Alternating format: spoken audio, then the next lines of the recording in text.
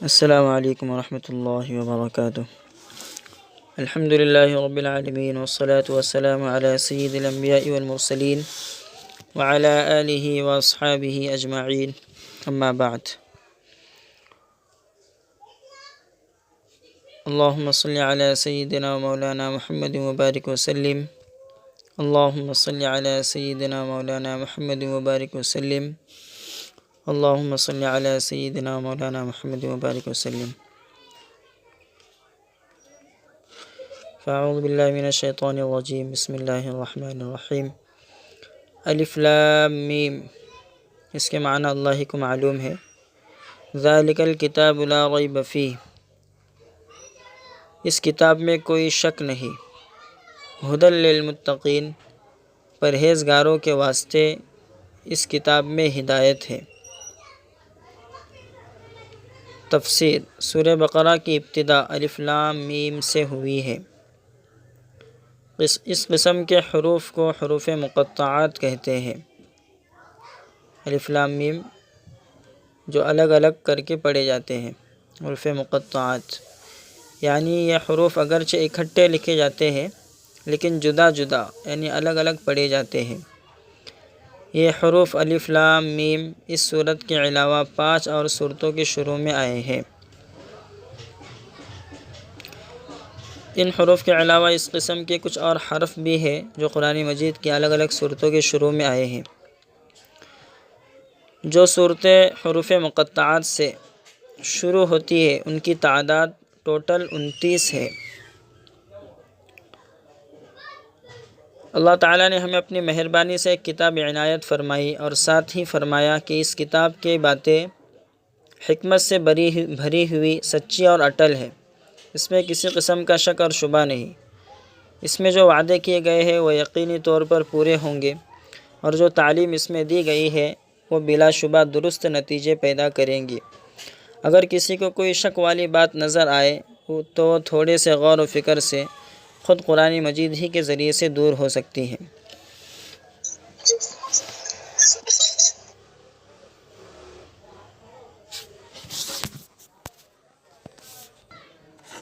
تو اس آیت میں جو بتایا گیا کہ قرآن مجید متقی کے لیے یعنی پرہیزگاروں کے لیے ہدایت ہے، حالانکہ قرآن مجید تو ساری انسانیت کے لیے ہدایت کے لیے آیا ہے، لیکن خاص طور سے اللہ سے ڈرنے والوں کے لیے ہدایت کا ذریعہ قرآن مجید ہے۔ یہ کیوں فرمایا؟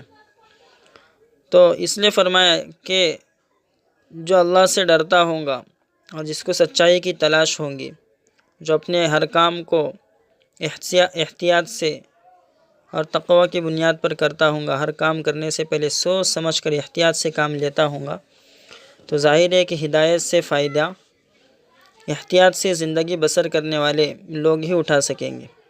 یہ کتاب ساری دنیا کی ہدایت کے لیے اتاری گئی ہے اور یہ سارے جہاں والوں سے کہہ رہی ہے، مگر عملی طور پر اس سے نفع صرف وہی لوگ حاصل کر سکتے ہیں جن کے اندر سچائی کی طلب اور تلاش ہو۔ آخر ہر کام کے لیے کچھ سامان کی ضرورت ہوتی ہے، جیسے کہ چلنے کے لیے پاؤں ضروری ہے، دیکھنے کے لیے آنکھیں۔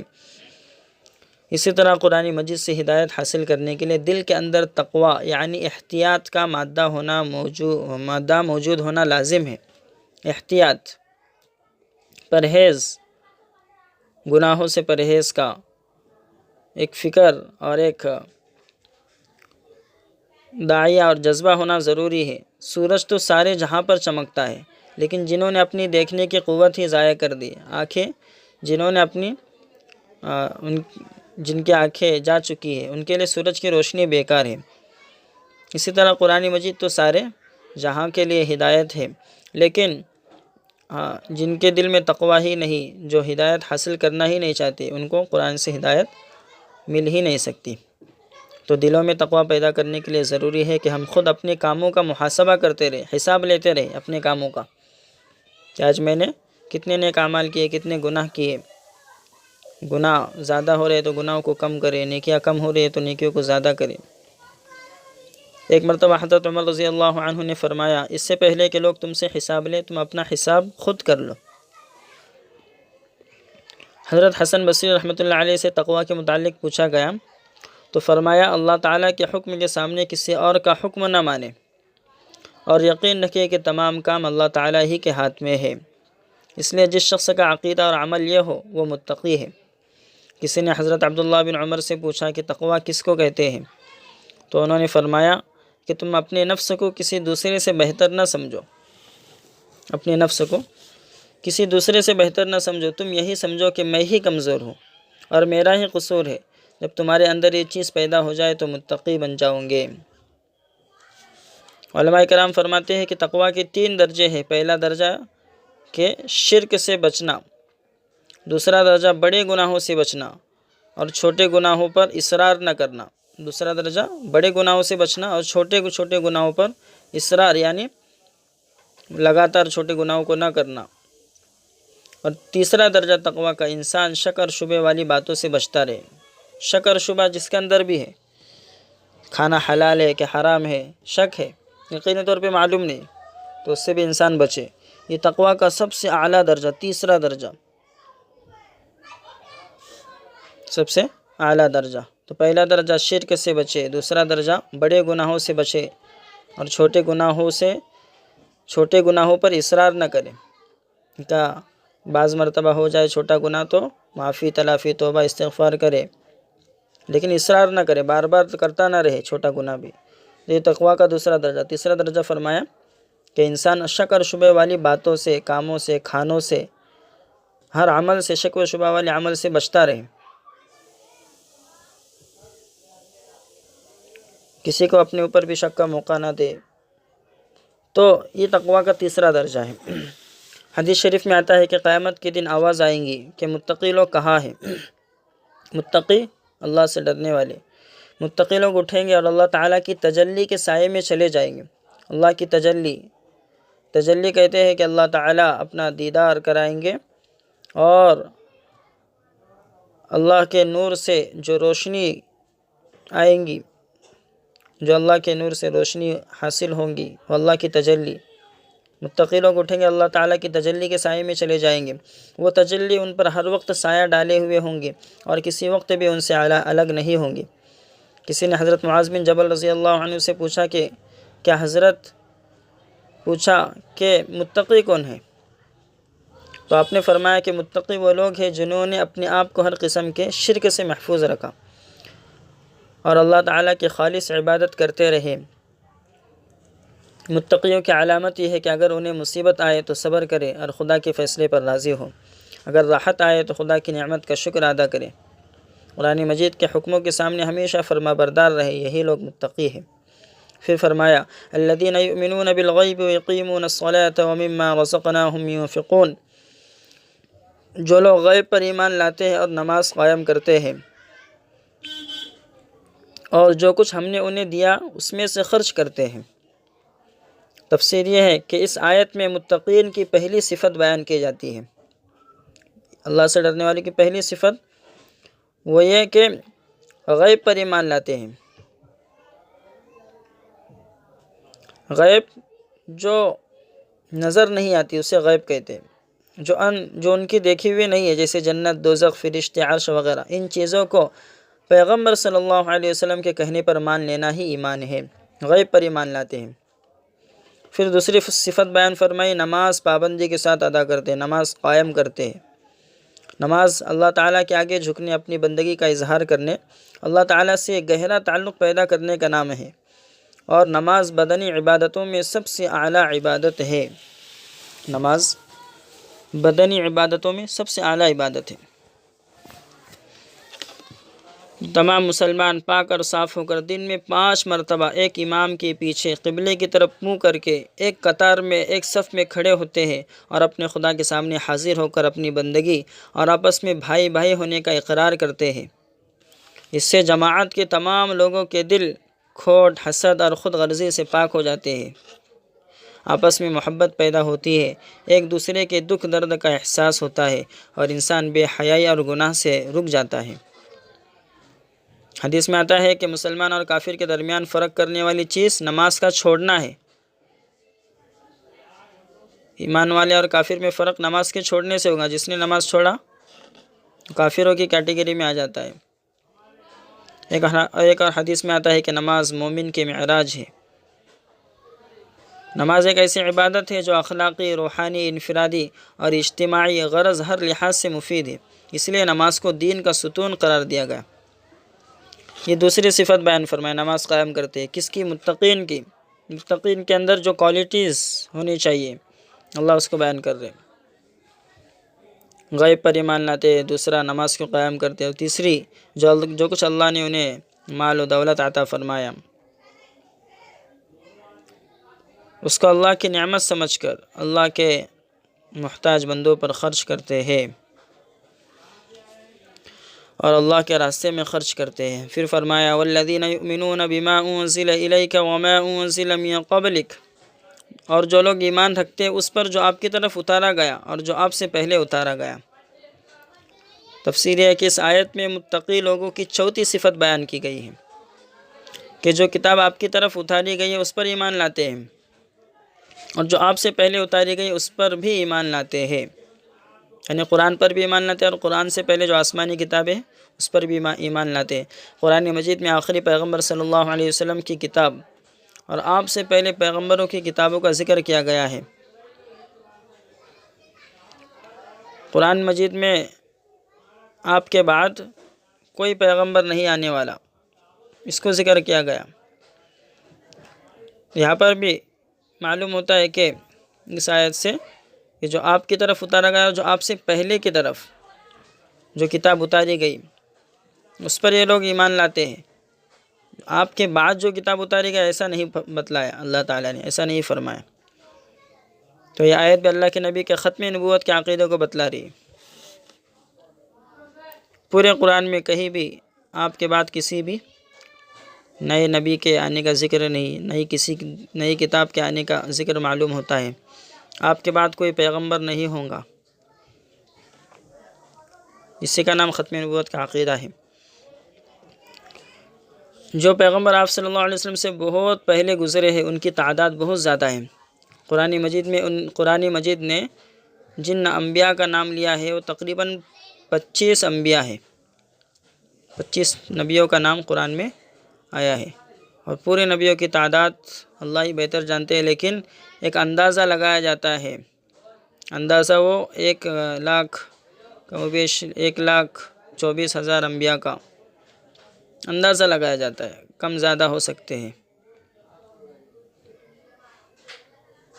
تو جتنے بھی پیغمبر ہیں ان پر جو کتاب اتاری گئی اس پر بھی ایمان لاتے ہیں، اور پیغمبروں پر بھی ایمان لاتے ہیں۔ کتاب پر ایمان لائے یعنی پیغمبر پر بھی ایمان لائے۔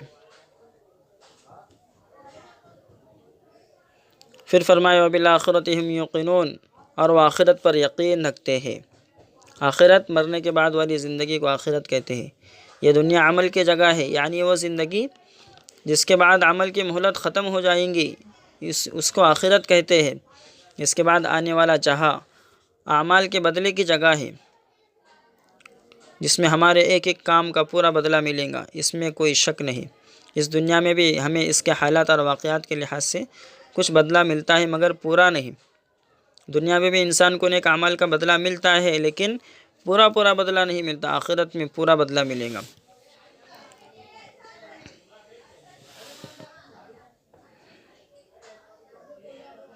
تو آخرت پر ایمان لاتے یعنی آخرت میں جزا سزا کے عقیدے پر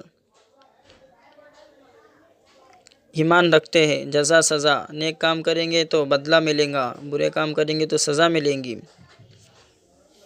اس پر ایمان رکھتے ہیں۔ جو لوگ اس پر ایمان رکھتے ہیں تو وہ اپنی دنیا کی زندگی میں سیدھے راستے پر قائم رہیں گے۔ اس لیے ہمیں بھی چاہیے کہ ہم اپنی زندگی قرآنی اصولوں میں ڈھالیں تاکہ اس کا نتیجہ خوشگوار ہو، اور ہم دونوں جہاں میں، دونوں دنیا کے اندر کامیاب ہو جائے، دونوں زندگی کے اندر کامیاب ہو جائے۔ اس لیے جس کو بھی اپنے اعمال کے جواب دینے کا اور حساب کتاب اور بدلے پر یقین نہیں ہوگا، وہ اپنے اعمال درست نہیں کرے گا۔ ایسا شخص نہ ایمان لائے گا، نہ نیک عمل کرے گا، اور نہ برائیوں سے بچے گا۔ پھر فرمایا اولئک علی ھدی من ربہم واولئک ھم المفلحون، یہی لوگ اپنے پروردگار کی طرف سے ہدایت پر ہے اور یہی لوگ کامیابی پانے والے ہیں۔ اس آیت میں بتایا گیا ہے کہ یہی متقی اپنے رب کی طرف سے ہدایت پر ہیں، یہی لوگ دنیا آخرت دونوں میں کامیاب ہوں گے۔ دنیا کی کامیابی ہے کہ انہیں ہدایت کا راستہ نصیب ہوگا، اور آخرت کی کامیابی یہ ہے کہ انہیں اپنے نیک کاموں کا پورا پورا بدلہ ملے گا۔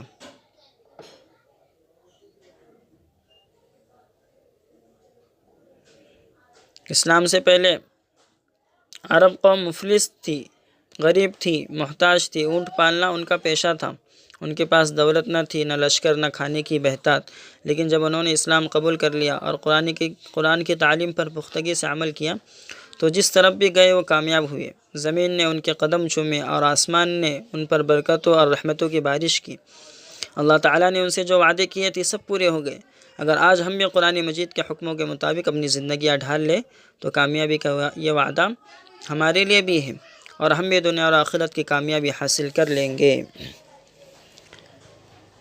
پھر فرمایا ان الذین کفروا سواء علیہم اانذرتهم ام لم تنذرهم لا یؤمنون، بے شک جو لوگ کافر ہے برابر ہے ان پر، خواہ آپ انہیں ڈرائے یا نہ ڈرائے وہ ایمان نہیں لائیں گے۔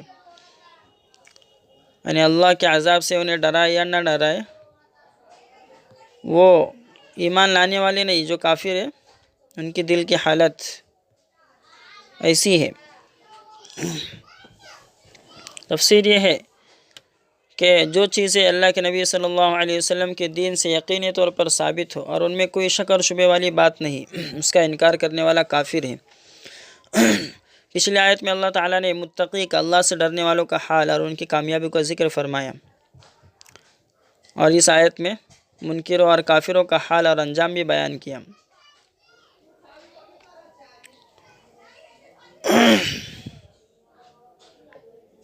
تو یہ کافر ایمان والوں کے بالکل الٹ ہے، دل سے اسلام کے دشمن ہے، اپنی طاقت، اپنی دولت، اپنی جان، اپنی مال، ہر چیز اسلام کی مخالفت میں، اسلام کے خلاف میں خرچ کرتے ہیں۔ ایسے لوگ جب ان کے سامنے اسلام کی حقانیت کی، اسلام کے سچے ہونے کی دلیل آتی ہے، اس کے باوجود بھی کفر پر اڑے رہتے ہیں۔ حق قبول کرنے کی استعداد، حق قبول کرنے کی صلاحیت بار بار انکار اور مخالفت کی وجہ سے، اسلام کی مخالفت کی وجہ سے ان کے ختم ہو گئی۔ اس آیت میں بتلایا گیا کہ ان کے لیے عذاب سے ڈرانا یا نہ ڈرانا دونوں برابر ہے، ایمان تو لانے والے بھی نہیں۔ یہ کیوں کہا گیا؟ اس لیے کہ اللہ کے نبی کی سب سے بڑی آرزو یہ تھی، تمنا تھی کہ سب لوگ اسلام میں داخل ہو جائیں، لیکن اللہ تعالیٰ نے کچھ کافروں کے بارے میں پیغمبر صلی اللہ علیہ وسلم کو بتا دیا کہ آپ ان کو ڈرائے یا نہ ڈرائے وہ ایمان نہ لائیں گے۔ پھر کفر کی قسمیں بتائی، کفر کی 4 قسمیں، جن میں ایک انکاری کفر ہے، دوسرا عنادی، یعنی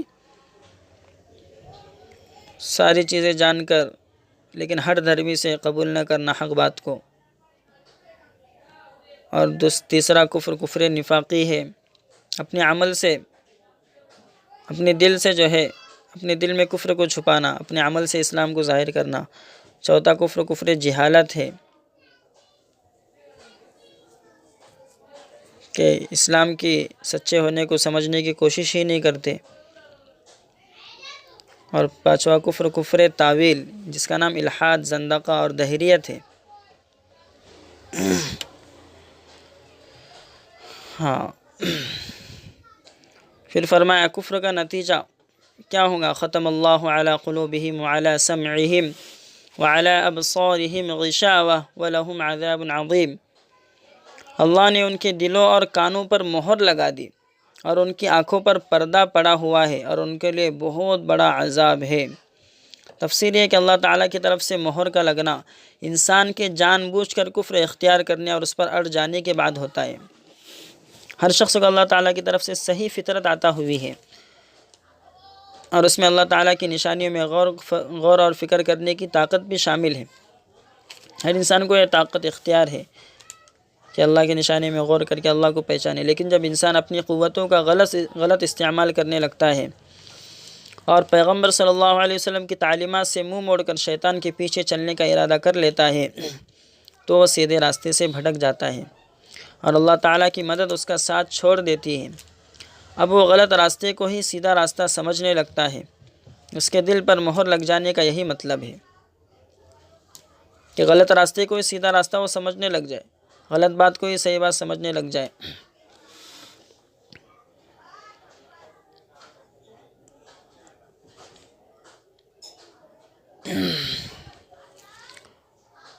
یہ ان کے دلوں پر مہر، کانوں پر مہر، اور ان کی آنکھوں پر پردہ، حق بات کو دیکھنے سے پردہ پڑا ہوا ہے۔ دل حق بات کو قبول نہیں کرتے، کان اچھی باتوں کو سننے کے لیے تیار نہیں۔ یہ کیوں ہوا؟ یہ کفر کا نتیجہ ہوا، جان بوجھ کر کفر اختیار کرنے کی بنا پر۔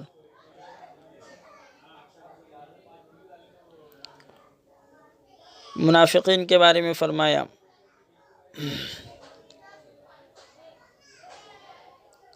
وَمِنَ النَّاسِ مَن يَقُولُ آمَنَّا بِاللَّهِ وَبِالْيَوْمِ الْآخِرِ وَمَا هُمْ بِمُؤْمِنِينَ، اور کچھ لوگ ہیں جو کہتے ہیں کہ ہم اللہ تعالیٰ پر اور آخرت کے دن پر ایمان لائے، حالانکہ وہ ایمان والے نہیں۔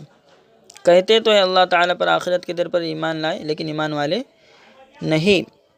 اس آیت میں منافقوں کا ذکر ہے، منافقوں کی طرف سے ایمان کا دعویٰ ہے۔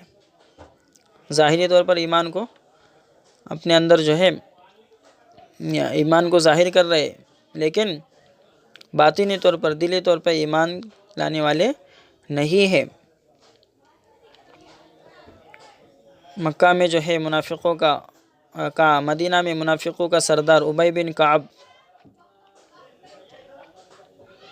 اللہ کے نبی صلی اللہ علیہ وسلم جب مکہ سے مدینہ ہجرت کر کے تشریف لائے، مکہ سے مدینہ ہجرت کر کے تشریف لائے، تو اس وقت مدینہ میں خزرج قبیلے کے ایک شخص، قبیلہ خزرج کا ایک شخص، اوس اور خزرج دونوں مشہور قبیلے تھے۔ زمانے جاہلیت میں ان کے آپس میں جنگیں ہوتی تھی، لیکن اسلام آنے کے بعد میں یہ آپس میں دوست بن گئے تھے۔ جب اللہ کے نبی مدینہ میں آئے تو خزرج قبیلے کے ایک شخص عبداللہ بن ابی کو شہر کا سردار بنانے کی تیاریاں ہو رہی تھی۔ وہ بڑا چالاک تھا، عبداللہ بن ابی بڑا ذہین تھا، ماہر آدمی تھا۔ اللہ کے نبی صلی اللہ علیہ وسلم کے آنے پر اس کو سردار بنانے کا معاملہ پینڈنگ میں رہا، سب کی نگاہیں اللہ کے نبی صلی اللہ علیہ وسلم پر لگ گئی۔ جب اس نے دیکھا تو خاموش رہا، لیکن اندر سے جل جل کر راکھ ہو گیا۔ اس نے مصلحت اسی میں سمجھی، اس نے ایک منصوبہ پلان بنایا کہ اسلام اور پیغمبر اسلام صلی اللہ علیہ وسلم کے خلاف کوئی آواز نہ اٹھائے، اس لیے اس نے ظاہری طور پر اسلام قبول کر لیا، لیکن اندرونی طور پر اس انتظار میں رہا کہ آئندہ جب موقع ملے گا ظاہری اسلام بھی چھوڑ دے گا اور اللہ کے نبی کے خلاف اٹھ کھڑا ہوں گا۔ جیسے جیسے وقت گزرتا گیا، اسلام کا اثر بڑھتا گیا اور یہ لوگ دل ہی دل میں چلتے رہے، دشمنی کی آگ ان کے دلوں میں بھڑکتی گئی۔ جب بھی ان کا بس چلا، انہوں نے اسلام اور مسلمانوں کی مخالفت کی۔ عبداللہ بن ابی منافقوں کا سردار تھا۔ اللہ کے نبی صلی اللہ علیہ وسلم تو یہ منافقین اسلام اور مسلمانوں کے مخالف ہے، اللہ کے نبی کے جنہوں نے دھوکہ دیا، یہ لوگ آستین کے سانپ، اسلام کے آستین کے سانپ ثابت ہوئے۔ اللہ کے نبی صلی اللہ علیہ وسلم کے پیچھے نمازیں پڑھنے کے باوجود ان لوگوں نے ہمیشہ وقت پڑھنے پر اسلام اور مسلمانوں کی مخالفت کی۔ مسلمانوں کے خلاف الگ ہو کر مشورے کرنے کے لیے اپنی مسجد الگ سے بنائی، جسے اللہ تعالیٰ نے مسجد زرار کہا۔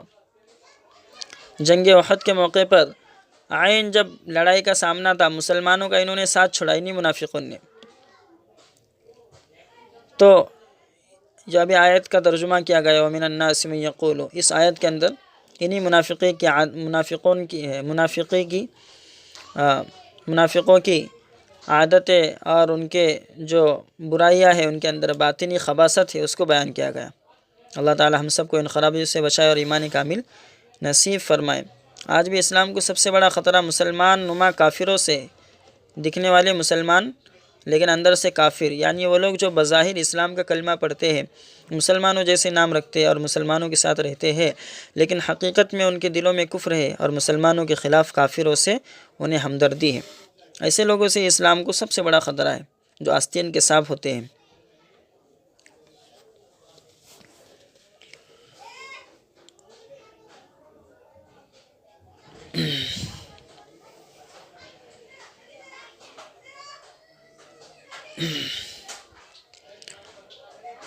اس آیت میں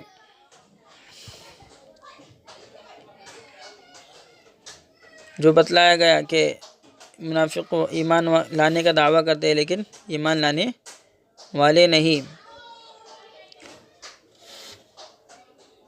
تو یہ تیسری قسم کے انسان ہیں، ایک تو ایمان والے، دوسرے کافر، اور تیسرے ہے منافق۔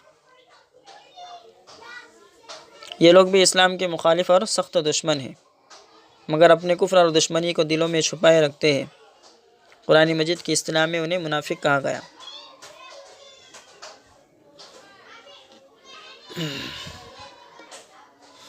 تو یہ منافقت کی بیماری جسمانی بیماری نہیں بلکہ دین کی بیماری ہے۔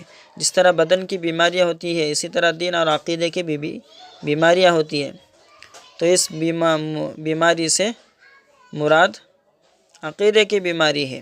جب آدمی سیدھا راستہ چھوڑ دیتا ہے تو پھر برا عقیدہ، حسد، کینہ اور گناہوں کے ساتھ محبت کا راستہ کھل جاتا ہے۔ فرمایا یخادعون اللہ والذین آمنوا وما یخدعون الا انفسهم وما یشعرون، اور اللہ تعالیٰ اور مومنوں کو دھوکہ دیتے ہیں۔ کون؟ یہ منافق لوگ، اور وہ دھوکہ نہیں دیتے مگر اپنے آپ کو، اور وہ نہیں سمجھتے۔ دھوکہ اللہ تعالیٰ اور مومنوں کو دیتے ہیں، لیکن حقیقت یہ ہے کہ وہ اپنے آپ کو ہی دھوکہ دے رہے ہیں، حالانکہ ان کو معلوم بھی نہیں۔ وما یشعرون، اور وہ نہیں سمجھتے۔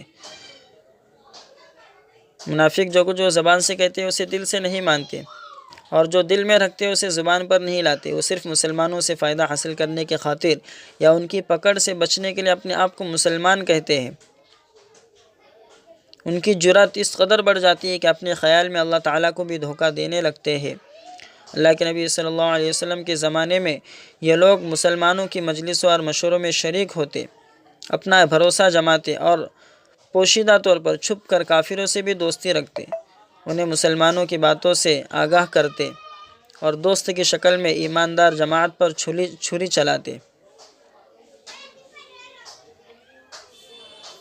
تو اس طرح سے ایمان والوں کو دھوکہ دیتے اور سمجھتے، لیکن اللہ تعالیٰ فرماتے ہیں کہ اپنے آپ کو ہی دھوکہ دے رہے ہیں۔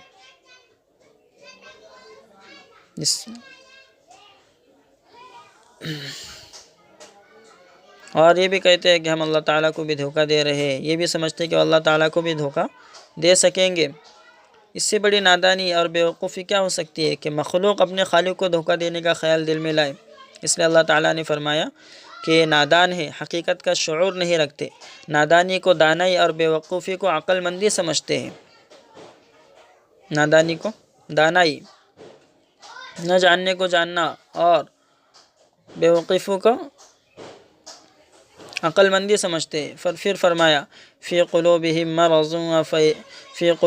مرض فزادہم اللہ مرضا ولہم عذاب علیم بما کانوا یکذبون، ان کے دلوں میں منافقت کی بیماری ہے، سو اللہ تعالیٰ نے ان کی بیماری بڑھا دی اور ان کے لیے دردناک عذاب ہے کیونکہ وہ جھوٹ کہتے تھے۔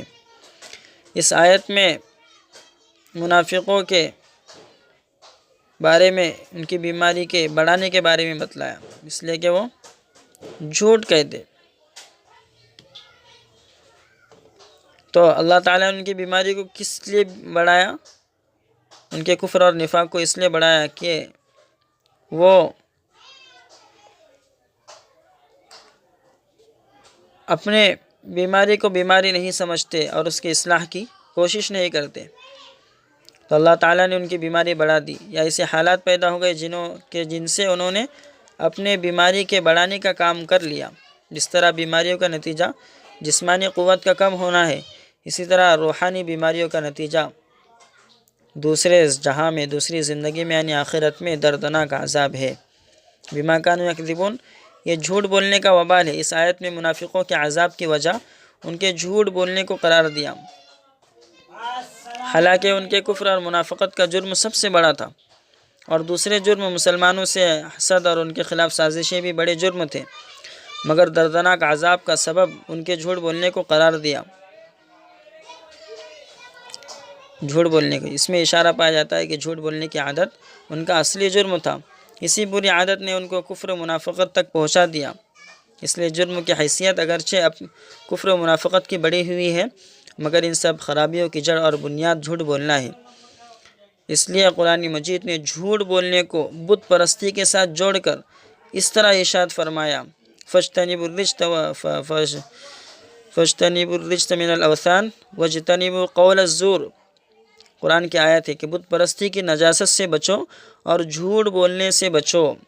جھوٹ بولنے کو مورتی پوجا سے بچنے کے ساتھ میں ملایا، بت پرستی سے اس کے ساتھ میں جوڑ دیا۔ اتنی خطرناک بیماری ہے جھوٹ بولنا۔ تو جھوٹ بولنے کی بنا پر ان کے لیے دردناک عذاب ہوں گا، اور اسی جھوٹ کا نتیجہ ہے کہ انہوں نے کفر کو اختیار کیا، منافقت کو اختیار کیا۔ اللہ ہم سب کی نفاق سے، نفاق عملی ہو یا نفاق اعتقادی۔ نفاق عملی، نفاق کی بھی دو قسمیں بتلائی۔ ایک تو انسان ظاہری طور پر بھی ایمان والا ہے، دل سے بھی ایمان والا ہے، لیکن عملی طور پر اللہ کے حکم پر عمل کرنے میں سستی کرتا ہے، وہ بھی منافق ہے، جھوٹا منافق ہے۔ ایمان والا جھوٹا ہو ہی نہیں سکتا۔ اسی طرح خیانت کرنے والا، امانت میں خیانت کرنے والا، وعدہ خلافی کرنے والا منافق ہے۔ تو عملی منافق اپنے عمل سے وہ منافقت کو ظاہر کر رہا ہے۔ ایمان والا تو وعدہ خلافی کرنے والا نہیں ہو سکتا۔ لیکن دوسرا اعتقادی منافق، اعتقادی منافق یہ خطرناک ہے۔ اللہ ہم سب کی حفاظت فرمائے۔ اعتقادی منافق آج کل عام طور پر نہیں پائے جاتے، زیادہ تر مسلمان عملی طور پر ہی منافق پائے جاتے ہیں۔ اللہ ہم سب کی دونوں نفاق سے اور ہر قسم کے مکر و فریب سے ہماری حفاظت فرمائے۔ آج کی کلاس مکمل۔